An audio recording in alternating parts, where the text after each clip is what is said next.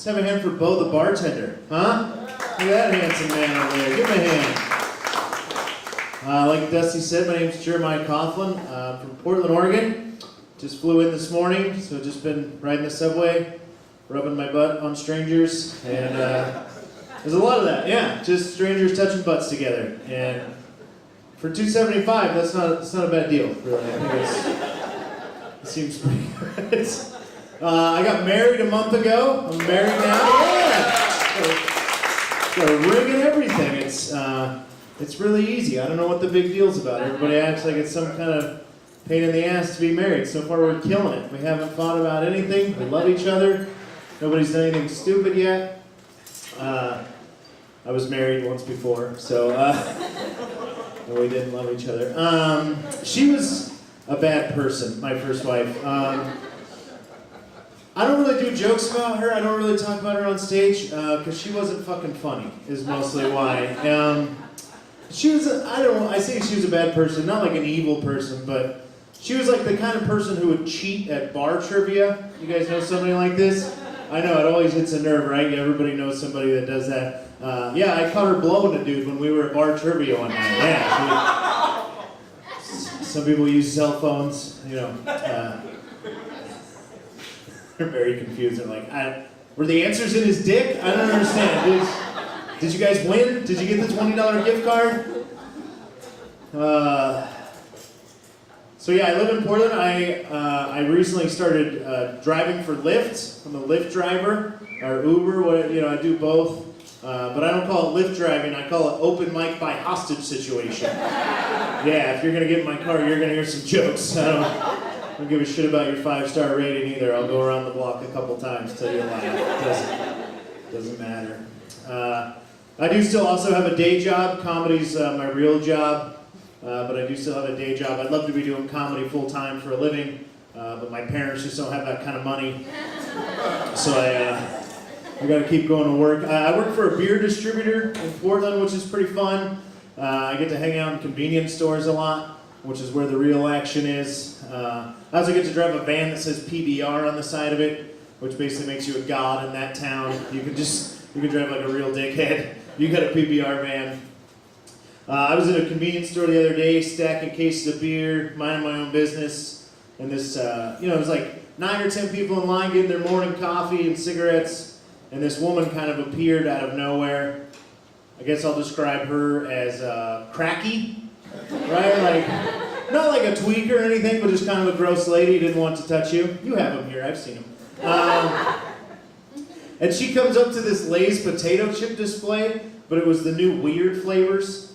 And she grabbed a bag of biscuits and gravy potato chips, and she held them up over her head and exclaimed to everybody in line, "Don't eat these. They taste like asshole." It was aggressive. And everyone in line just kind of like giggled and looked at each other like, I don't know what to do with that information at this hour of the day. I don't know what we're supposed to do. But then there was just one old guy in the back of the line who was like, okay, sure. And he went and got himself a bag, right? He's like, I haven't tasted a butthole since college, man. You figure $1.99, that's probably the cheapest butthole you're really going to get after.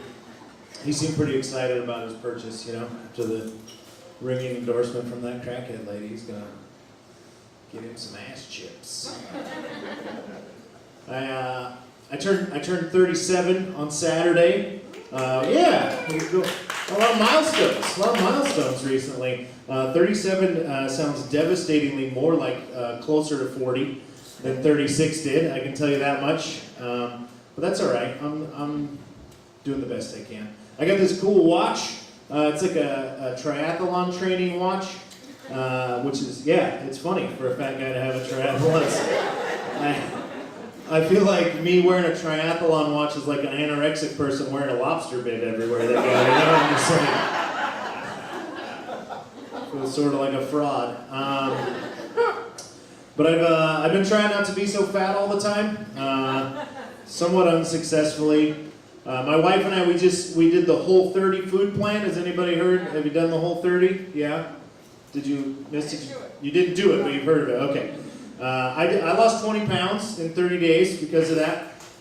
I've gained it back. Shut the fuck up.